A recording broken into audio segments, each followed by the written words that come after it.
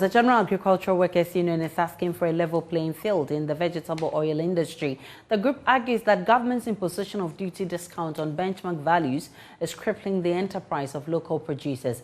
Earlier today, Wilmar Africa Limited announced a temporary shutdown of its oil production. The wholly owned subsidiary of Wilmar International says the situation is compounded by a number of factors, including government's introduction of duty discount on benchmark policy, which has made it difficult for it to compete with cheaper products imported into the country. Wilmar also claims that it is unable to compete due to some price fixing mechanisms introduced in neighboring La Côte d'Ivoire.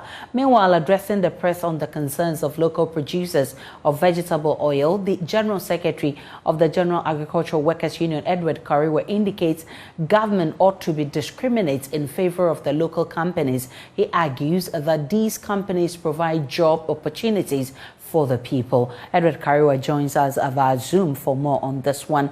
I'm grateful for your time, Mr. Kariwe. How is the discount on the benchmark value affecting local producers? Well, let me just say good afternoon to you too, and then to our viewers. The discount under the benchmark policy affects local producers negatively. The effect is that it makes imports cheaper than they would have otherwise been without the benchmark value policy. So if you take vegetable oils, you have so many different types in the market which are imported. Those ones are cheaper than those that are produced in Ghana, partly because of the benchmark policy, which makes them cheaper. You know, the benchmark value policy gives a discount to the importer. That is, the duty that the importer would have paid is now reduced by 50% because there's this benchmark value on it. So it undermines the local producers, it undermines local price competition, and then it is very injurious to local investment, and by extension, threatening jobs that are very even scarce to come by. Now, Mr. Kariwe, there are concerns that, the local companies that you're fighting for do not have the capacity to meet local demands. Do we have the capacity, if you're saying that they need to allow the local people boost their production so that we don't allow people to import, and the reason why you're calling for the removal of the discount? Well, let me make it clear that we are not necessarily against imports, or we are not against imports per se. But we are against imports that go to injure the economy, local producers. It's not only about import, and that's why we are asking for a level playing field, and then to some extent asking that it should be discriminated in favor of local producers.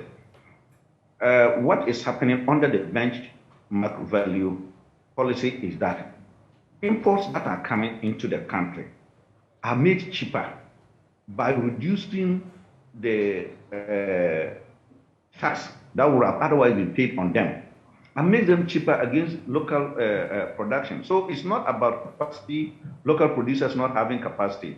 It's about the fact that you create an artificial, deliberate competition in favor of imports against local producers. And we think that as a people, even if we cannot protect local producers, we should not come out with a policy that would discriminate against them and disadvantage them and then threatens our jobs. So the benchmark value policy must take off, or must not apply to imports that we can produce locally. If we talk about capacity is not attained overnight. Capacity is attained over a period. So there are some areas that, yes, we still have a shortfall, and you can import to supplement the shortfall in production, but you don't go further to reduce the duty on those imports and make them far more cheaper. The implication is that anybody who is interested in investing in the industry will not invest in imports because it is easier and you make more money when you invest in imports. It comes and you reap more profit than to invest in production.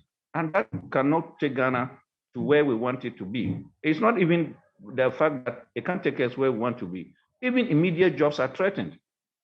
Look, let me state that just for four companies alone, they have direct jobs of 24,000 direct jobs, and those jobs are under threat. And you know that each Ghanaian who has got a job tends to feed about additional four mouths on it. So in total, we are talking about over 120,000 jobs are at risk. The companies are threatening to close down, as we have already indicated. They are shutting down the factories. And when the factories are shut down, those who are producing palm oil, would also begin to shut down production or cut down production and lay off workers. And this is not good at all for local producers. It's not good at all for the economy, and it's not good at all for job that we badly need. You have called for discriminatory policies to favor local producers. You've explained right now that it's not targeted at actually discriminating on people who import. But in what ways do you want us to achieve this? Well, first and foremost, why do we import?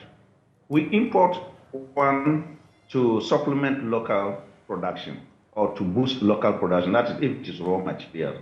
We also import to supplement a shortfall in local output. And then we also import for things that we cannot produce at all.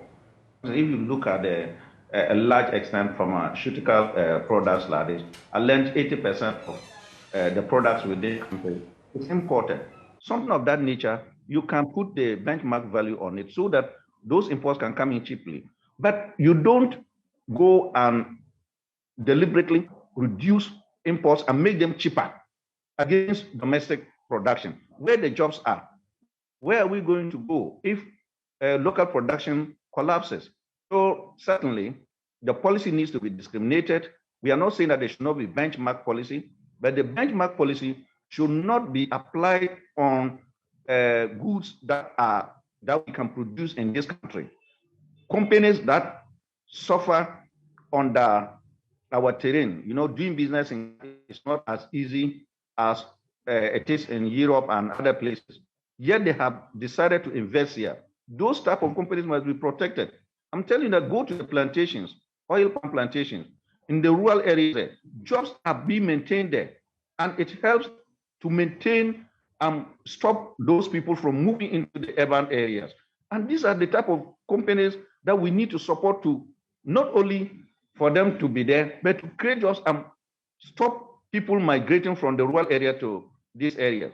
So the benchmark policy, well, as it stands now, must be reviewed to take away or not to include items that are produced within the country.